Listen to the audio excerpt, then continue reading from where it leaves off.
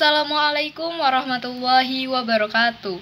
Hai, perkenalkan nama saya Silva Aulia dari kelas A, Prodi Pendidikan Bahasa dan Sastra Indonesia, angkatan 2020. Pada video kali ini, saya akan membahas materi tentang sejarah sastra pada periode 1900 sampai 1933. Oke, langsung saja kita ke materinya. Yang pertama ada bacaan liar dan Komisi for the Volektur atau Balai Pustaka. Istilah bacaan liar itu sendiri pertama kali diucapkan oleh Rinks pada tahun 1914 untuk tulisan-tulisan kaum pergerakan, baik berupa novel, roman, puisi, artikel, maupun buku pemikiran. Bagi kaum pergerakan, bacaan merupakan alat penyampaian pesan dari orang-orang atau organisasi-organisasi pergerakan kepada kaum kromo. Sejarah sastra modern di Indonesia diawali dengan berdirinya Komisi for the Volektur atau sering disebut dengan Balai Pustaka. Komisi ini awalnya dibentuk untuk menanggulangi bacaan liar yang beredar di masyarakat, baik dalam bentuk surat kabar maupun cerita-cerita tulis yang membahayakan pemerintah kolonial Belanda. Sastra pada masa ini disebut dengan sastra kebangkitan, terutama pada periode 1920-an. Materi yang kedua adalah sajak-sajak Muhammad Yamin dan Rustam Effendi. Yang pertama, kita akan membahas terlebih dahulu Muhammad Yamin. Beberapa pengamat dan peninjau sastra mengatakan bahwa Muhammad Yamin dianggap sebagai pemula syair dalam khasanah sastra Indonesia modern. Setelah dewasa dan matang, dia terjun ke gelangan politik dan tidak menciptakan karya sastra lagi. Hal ini karena ia ingin membantu memerdekakan negara Indonesia. Baik, selanjutnya adalah Rustam Effendi.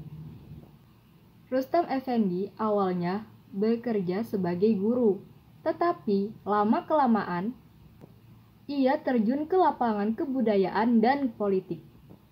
Setelah adanya peristiwa pada tahun 1926 sampai 1927, yaitu pemberontakan PKI yang disilungkan gagal akibat ditumpas polisi Belanda dan Kengil, dia meninggalkan Indonesia dan pergi ke Belanda. Materi yang ketiga ada Balai Pustaka dan roman-romannya. Roman Azab dan Sengsara, Buah Tangan Merari Siregar, merupakan kritik tindak langsung kepada berbagai adat dan kebiasaan buruk kuno yang tidak lagi sesuai dengan zaman yang modern.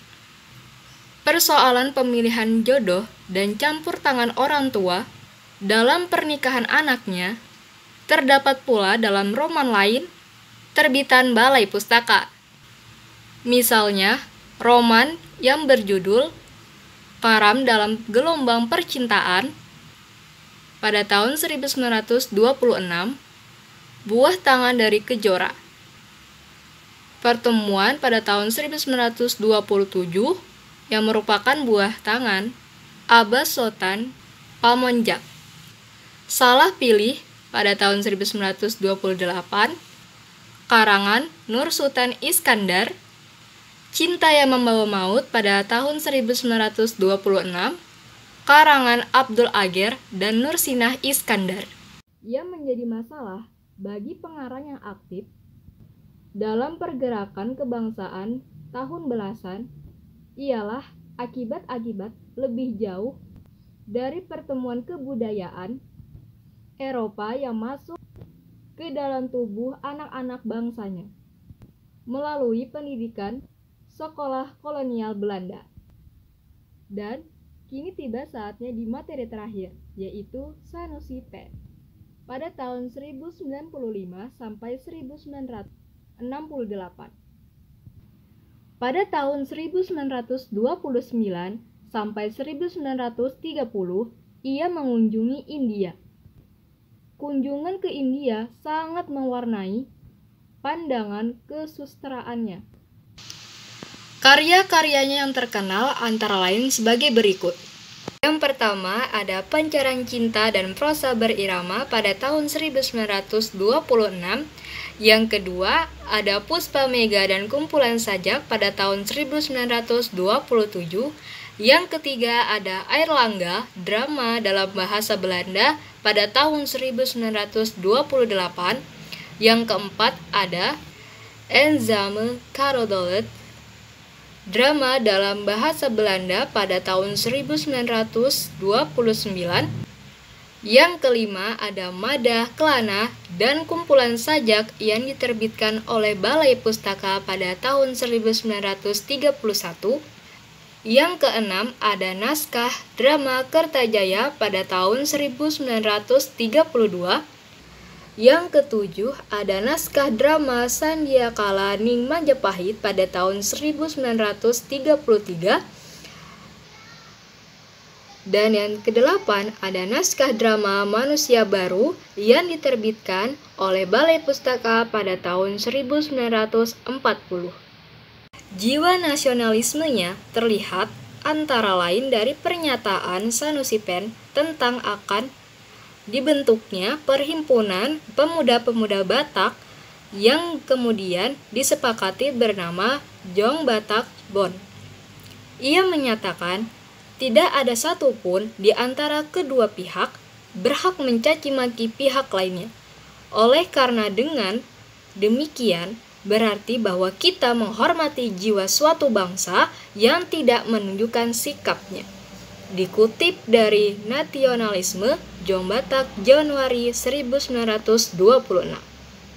Baik, sekian materi singkat dari materi sejarah sastra periode 1900 sampai 1933. Semoga bermanfaat bagi yang mendengarkan. Sekian dan terima kasih. Wassalamualaikum warahmatullahi wabarakatuh.